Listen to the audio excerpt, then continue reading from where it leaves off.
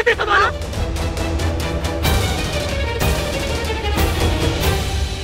जिसका भय था वही हो रहा है। इस समय इस घोषणा को स्थगित कर दो चंद्र। गरुड़ाचार्य, आज्ञा का पालन करो चंद्र। राज परिवार को सुरक्षित यहां से ले जाओ।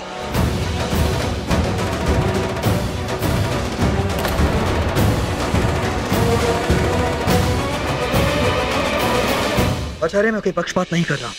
प्रतियोगिता को जीतकर हेलेना ने स्वयं को श्रेष्ठ सिद्ध किया है, और फिर जब उसका मुझसे विवाह हो गया है तो उसका विदेशी होने का तो कोई प्रश्न ही नहीं उठता है।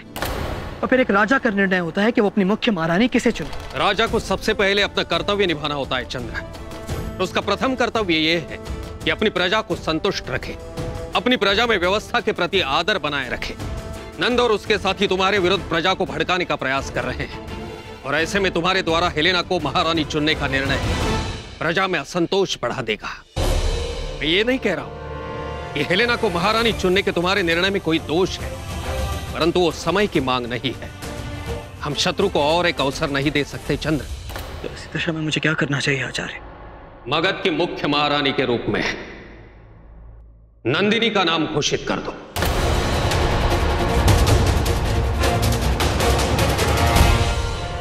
कतई नहीं आचार्य। जिसके पिता मेरे विरुद्ध षड्यंत्र रच रहे हैं, मैं उसकी पुत्री को मुख्य महारानी नहीं घोषित करूंगा। षड्यंत्र नहीं, राजनीति है ये, और इस राजनीति का उत्तर हमें राजनीति से ही देना होगा। ये मत भूलना चंद्र कि जिस मगध के तुम राजा हो, नंदिनी उसी मगध की पुत्री है। प्रजा में उसके प्रति स्नेह है, आदर है, प्रेम है। तुम्हें नंदिनी को ही मुख्य महारानी घोषित करना होगा चंद्र। यही मेरा सुझाव है और यही समय की मांग भी।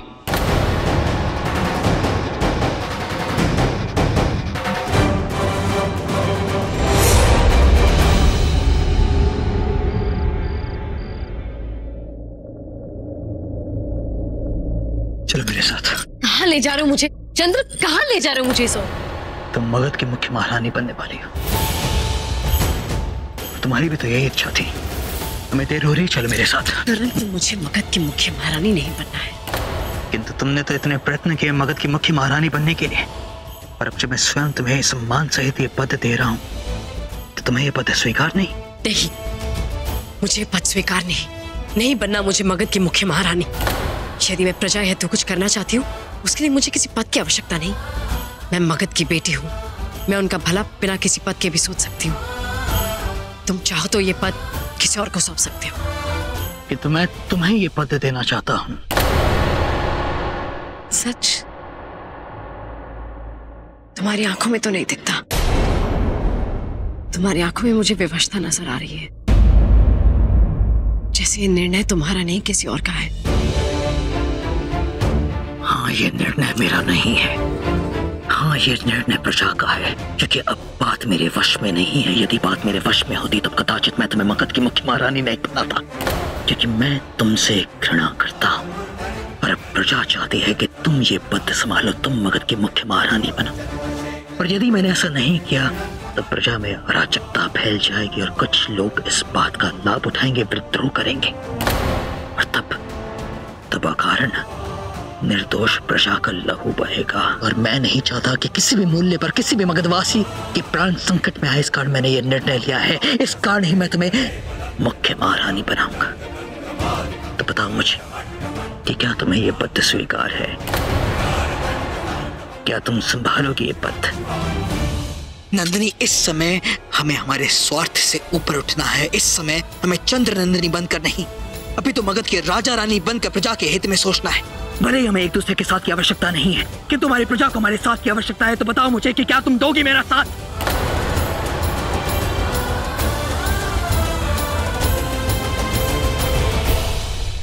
क्यों मेरा हृदय चाहता है चंद्र कि एक बार, बस एक बार तुम मुझे महारानी नहीं, अपनी पत्नी के रूप में खड़ा रहने के लिए कहो।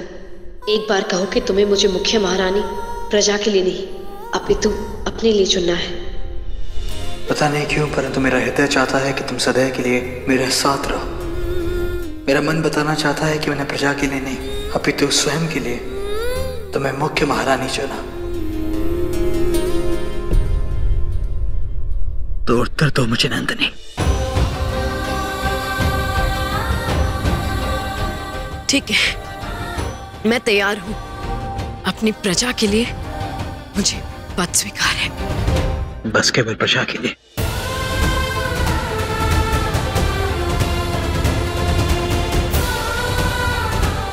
कुछ समय बाद मैं मगध की मुख्य महारानी की घोषणा करने वाला हूं। अपेक्षा करूंगा कि तुम तैयार रहो।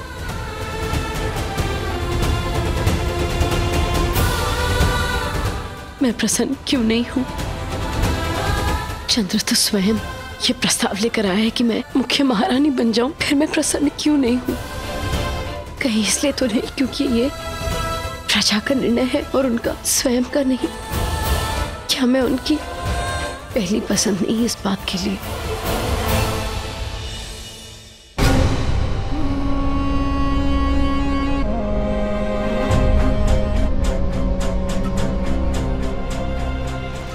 अचानक चंद्र ने आधी रात को यहाँ सबको क्यों बुलाया? ऐलान करने के लिए माँ, एक ऐसा ऐलान जो वो बहुत पहले ही करने वाला था। मुझे मुख्य महारानी बनाने का ऐलान। इतना यकीन, ये ऐलान सुबह भी तो किया जा सकता है हेलेना। शायद उसे रहा नहीं गया होगा। वैसे भी जितना जल्दी ऐलान होगा हमारे लिए उतना ही अच्छा है।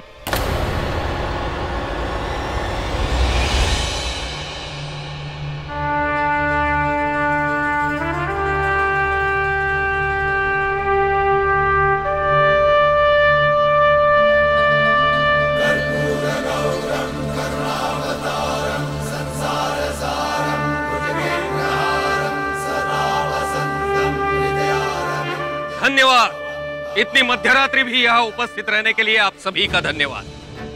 आप सबको यहाँ एक महत्वपूर्ण सूचना के लिए बुलाया गया, परंतु वो सूचना करने से पूर्व मैं आप सभी को यह आश्वस्त करना चाहूंगा कि मौर्य साम्राज्य में आज तक जैसे प्रजा के हित को सर्वोपरि रखा गया, आगे भी वैसे ही रखा जाएगा।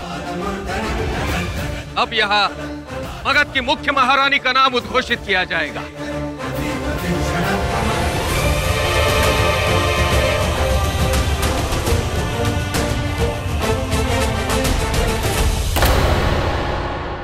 मगध की मुख्य महारानी है महारानी नंदिनी।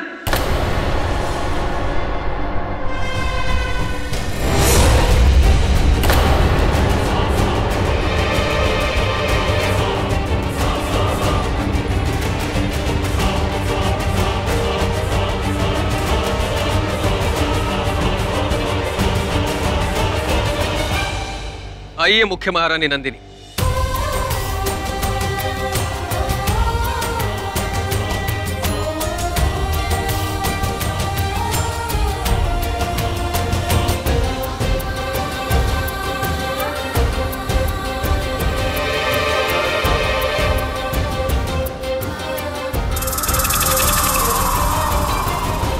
आइए राजपुरोहित जी।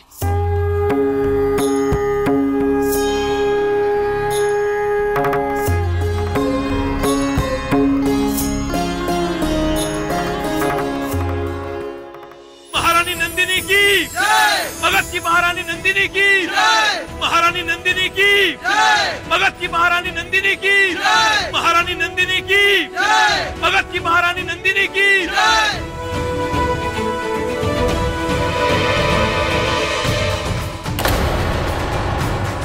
मगध नरेश चंद्रगुप्त मौर्य की जय। मगध नरेश चंद्रगुप्त मौर्य की जय।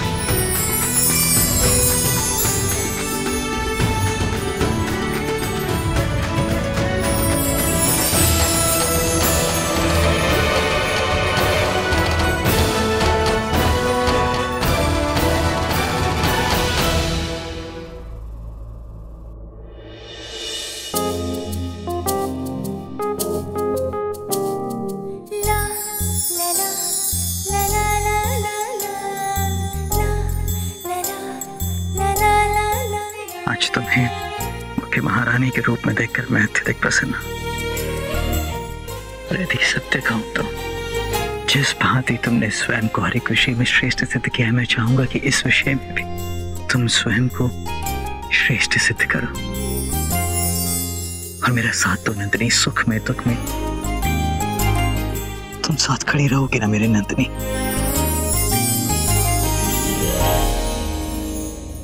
हाँ चंद्र।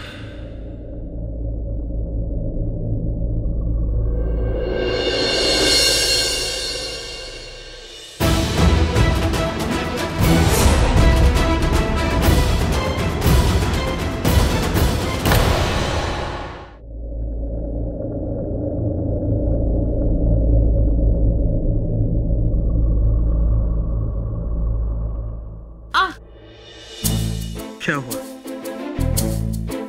तुम्हारे बाल उलझ गए? रुको मैं हटाता हूँ। हाथ हटाओ अपना, हाथ हटाओ अपना। तुम भी क्या कर सकती हो? तुम भी तो महलों में लाड़ प्यार से ऐश्वर्य से पली बड़ी हो, बिना किसी दासी के कुछ भी करने में सक्षम नहीं हो। तो मुझे नहीं लगता कि तुम एक सामान्य प्रजा के भांति एक दिन भी बिता पाओगे। यूं वनों में रहना, कार्य करना, ये सब तुम्हारे बस की बात नहीं है। इन सब कार्यों में कौन सी बड़ी बात है? मैं कौशल पूर्वक कर सकती हूँ। अच्छा, तो क्या तुम मिट्टी के चूल्हे पे भोजन बना सकती हो? हाँ। क्या तुम गाय का दूध दूह सकती हो? आता है मुझे। फिर तो तुम्हें कोई समस्या नहीं होनी चाहिए। भागो मत, भागो मत, आराम से, आराम से। क्या हुआ इतनी रात? क्या तुम यहाँ? सब कुछ ठीक तो है? हाँ हाँ, एकदम रिष्ट पुष्ट तुम्हारे सामने तो खड़ी हूँ। अब वो क्या है ना कि अब मैं कल सुबह माता के मंदिर जाना चाहती हूँ। मैंने ये मनोकामना मांगी थी कि अगर प्रजा में सब कुशल मंगल रहा तो मैं माता के मंदिर जाऊंगी। तो ठीक है, मैं माँ से कह दूंगा, वो प्रातः तुम्हारे साथ मंदिर चल पड़ेंगी। नहीं नहीं, इसमें माँ को कष्ट देने की क्या आवश्यकता है? तो मैं तुम्हारे साथ चल पड़ूंगा। नहीं नहीं चंद्र, तुम मेरे साथ पूजन के लिए नहीं जा सकते। वो क्या है ना कि वहाँ केवल महिलाएं ही पूजन करती है। अरे तो फिर ऐसी स्थिति में मैं थोड़ी ना तुम्हें अकेले वहाँ जाने दूंगा। दूरदरा, मैं चलूं तुम्हारे साथ? ये हुई ना बात। देखो चंद्र, नंदिनी ने तो सारी समस्या ही हल कर दी। नंदिनी, तुम प्रातः काल पे तैयार रहना। अवश्य। शुभ रात्रि। शुभ रात्रि।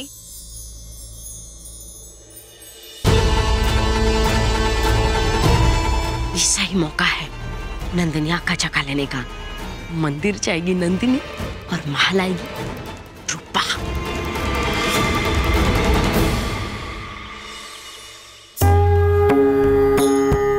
आप लोग यहीं प्रतीक्षा कीजिए, हम अभी आते हैं।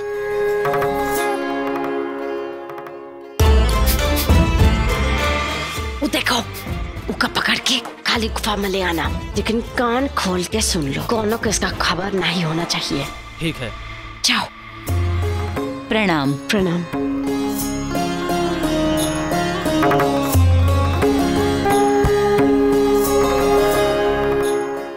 माँ, ये मुझे क्या हो रहा है? मैं अपने परम शत्रु की ओर आकर्षित क्यों हो रही हूँ? अपने भाइयों के हत्यारे, मेरे परिवार की शांति भंग करने वाले के प्रति ये किस प्रकार का खिंचाव है माँ? क्यों मैं उसके लिए कुछ भी बुरा नहीं सोच पा रही हूँ? आपसे तो कुछ भी नहीं छिपा है, और आज भी मैं आपके द्वार पर यही प्रार्थना करने आई हूँ कि चंद्र की हमेशा रक्षा करना।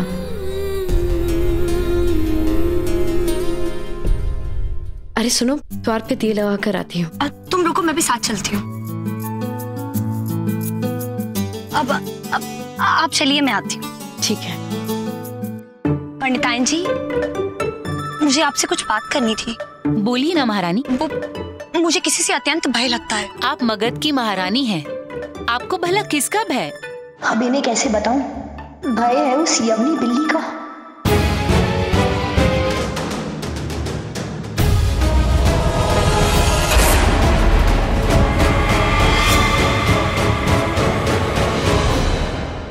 हमारे महल में एक खूंखार जंगली बिल्ली रहती है। मुझे उससे अत्यंत भय लगता है। ये लीजिए महारानी, भभूत। इस भभूत को महल के उस भाग में रख दीजिएगा जहाँ पे वो जंगली बिल्ली आती है। आपका भय दूर हो जाएगा। सच्ची?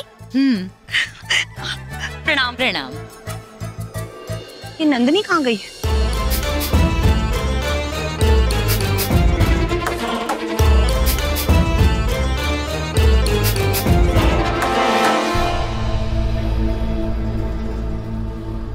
नंदिनी, कहाँ चली गई थी तुम?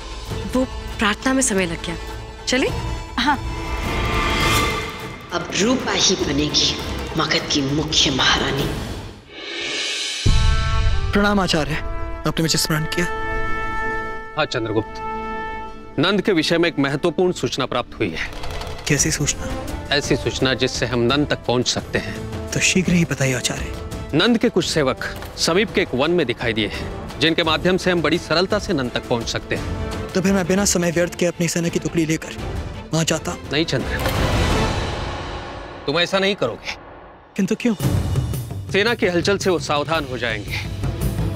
बड़े लंबे समय के बाद नंद के विषय में कुछ सूचना हाथ लगी है, और मैं नहीं चाहता कि वो पुनः हमारे हाथ से निकल जाए। तुम वहां जाओगे, परंतु अकेले, वेश बदलकर, उन्हीं में से एक होने का अभिनय करके तुम वहां डाकू के वेश में जाओगे, अकेले। जी आचार्य।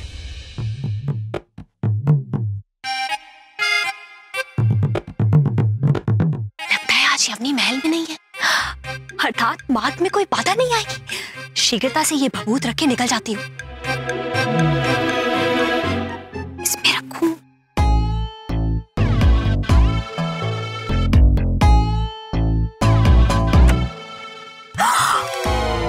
हर तरफ चोरियां ही चोरियां, न जाने कितनों का कलेजा काटती हुई।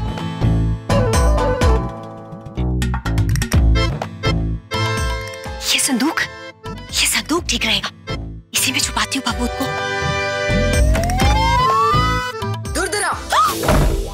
ईश्वर, ये यवनी सदैव गलत समय पे क्यों आती है? तुम यहाँ क्या कर रही हो? मैं मंदिर गई थी तो हाँ दुर्धरा, तुम मंदिर गई थी तो? अब पंडित जी ने प्रसाद दिया था। अब ये प्रसाद, अब ये मैं आपके लिए लेकर आई थी। अब वो क्या है ना कि आज मैंने मंदिर में आपके लिए पूजा करवाई। अब इस वर्ष ना सही तो क्या हुआ, अगले वर्ष आप ही मुखिया रानी बनेंगी। मैंने तो आपके पक्ष में ही मत रखा था। अब फिर भी ना जाने आप जीती क्यों नहीं। अच्छा वो मैं चलती हूँ। आज तो इस यवनी से पाल पाल बच गई दुर्धरा, नहीं तो तलवार इसकी होती और गर्दन तेरी। रुको दुर्धरा। आज तो तू गई दुर्धरा, आज तो ये यवनी तुझे जिंदा नहीं छोड़ेगी। तुम जो काम करने आई थी कम से कम वो तो पूरा करती जाओ। कौन सा काम? कहीं इस यवनी को आभास तो नहीं हो गया कि मैं यहाँ भभूत छुपाने आई थी? तुम मंदिर गई थी ना, तो प्रसाद भी देती जाओ। हाँ हाँ मंदिर गई थी। अब प्रसाद लो खा लो।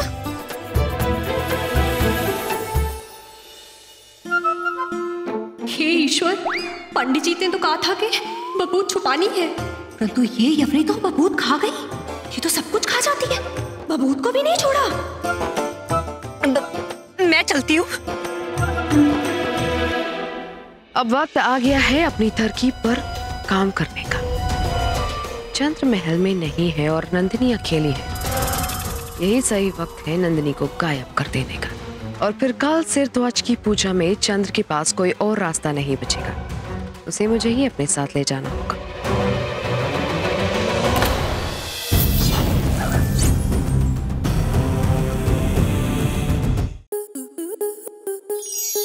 आपके मनोरंजन पर अब नहीं लगेगा कोई ब्रेक। स्टार प्लस के बेहतरीन शोज देखने के लिए लाइक, शेयर और सब्सक्राइब करें स्टार प्लस यूट्यूब पेज को।